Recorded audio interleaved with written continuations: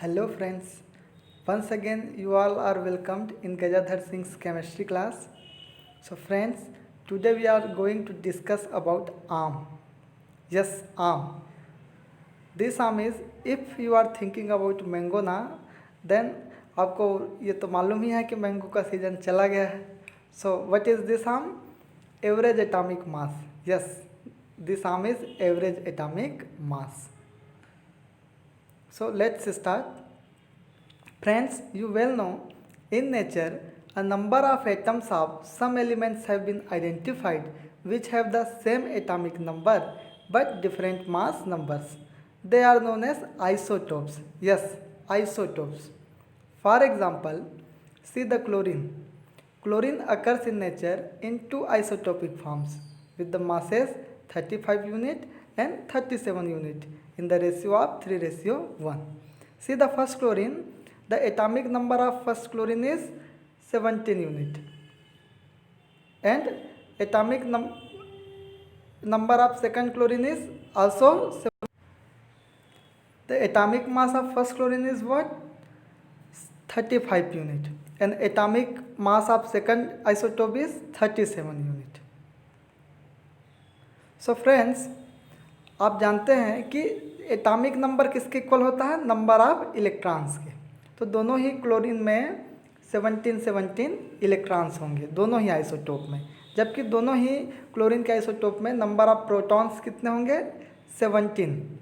अब डिफ़र क्या है दोनों के न्यूक्लियस में कि 35 मास वाला जो क्लोरीन है उसका न्यूक्लियस देखिए आप, नंबर ऑफ न्यूट्रॉन्स आपको 18 मिलेंगे, जबकि 37 मास वाले क्लोरीन में नंबर ऑफ न्यूट्रॉन्स कितने हैं? 20. क्लियर हो रहा है क्या सबको? आप सबको ये पता ही है कि proton plus neutrons is equals to atomic mass. तो 17 प्लस 18 फर्स्ट का मास कितना आपका? 35. 17 प्लस 20 सेकंड आइसोटोप का मास 37. अब क्वेश्चन ये उठता है कि एक क्लोरीन का मास 35 है, सेकंड वाले का 37 है, लेकिन हम जिस क्लोरीन को पढ़ते हैं उसका मास कितना होता है? 35.5. तो 35.5 कहाँ से आया? तो ये फ्रेंड्स दोनों ही क्लोरीन के ना एवरेज एटॉमिक मास है. ये कैसे कैलकुलेट करते हैं चलिए देखते हैं. आपको पता होना चाहिए कि 35 मास वाले क्लोरीन का नेचर में अबंडेंस 75% है और 37 मास वाले क्लोरीन का नेचुरल अबंडेंस 25% है. इस तरह से 3:1 में ये मिलते हैं. और नेचर में एक रूल है, किसी का अबंडेंस भले ही कम हो, लेकिन जिस किसी का भी नेचर में एग्जिस्टेंस है उसको नेचर ज़रूर रिस्पेक्ट देता है. तो इस तरह से क्लोरीन का एक्चुअल जो एटॉमिक मास हम लोग जो जानते हैं वो 35.5. तो यही आपका आर्म है जिसको हम एवरेज एटॉमिक मास बोलते हैं. चलिए कैलकुलेट करते हैं आर्म. तो एवरेज एटॉमिक मास के लिए आपको फार्मूला याद रखना होगा.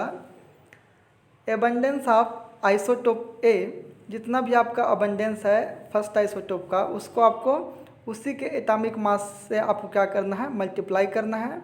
और सेकंड वाले आइसोटोप का जितना भी नेचुरल अबंडेंस है उसको उसी आइसोटोप के एटॉमिक मास से आपको मल्टीप्लाई करना है. फिर दोनों को आपको ऐड कर देना है और फिर 100 से डिवाइड कर देना है. फिर आपका निकल आएगा आर्म, एवरेज एटॉमिक मास. देखिए जैसे क्लोरीन का फर्स्ट आइसोटोप का नेचुरल अबंडेंस कितना था? 75% और फर्स्ट का एटॉमिक मास कितना था? 35 यूनिट. तो दोनों को मल्टीप्लाई कर दिए. सिमिलरली सेकेंड आइसोटोप का नेचुरल अबंडेंस 25% था और इस आइसोटोप का एटॉमिक मास 37 यूनिट था. अब मल्टीप्लाई करने के बाद 8 कर दीजिए और 100 से आप क्या कर दीजिए? डिवाइड कर दीजिए. फिर आपका निकल आया 35.5 यूनिट. यही है आपके क्लोरीन का arm, average atomic mass. Actual जो कैलकुलेशन करके वैल्यू आता है वो 35.45 आता है, लेकिन हम राउंड अप करके इसको 35.5 यूनिट मानते हैं. अब एक और आपके पास क्वेश्चन है यहाँ पर. बोरॉन के दो आइसोटोप्स नेचर में मिलते हैं. एक का एटॉमिक मास यूनिट होता है 11.01 एटॉमिक मास यूनिट, सेकंड का 10.81 एटॉमिक मास यूनिट. और फर्स्ट वाले का नेचुरल अबंडेंस आपको दिया है 80.20%, सेकंड का आपको दिया है 19.80%। तो सभी डाटाज आपको गिवन है। अब आप आसानी से आप आर्म जो है कैलकुलेट कर सकते हैं। और जैसे ही आपका आर्म यानी एवरेज एटॉमिक मास का कैलकुलेशन हो जाए, फटाफट कमेंट सेक्शन में हमको आंसर जो है सेंड कर दीजिए। और मेरे ख्याल से अब ये आपके लिए प्रॉब्लम नहीं रहा, एज द चैलेंज इसको आप जो है एक्सेप्ट करिए और फटाफट कमेंट सेक्शन में आंसर कर दीजिए। और जैसे ही आपका आंसर आएगा, आप यकीन मानिए अगले सीज़न जो है हम आपको मैंगो ज़रूर खिलाएंगे।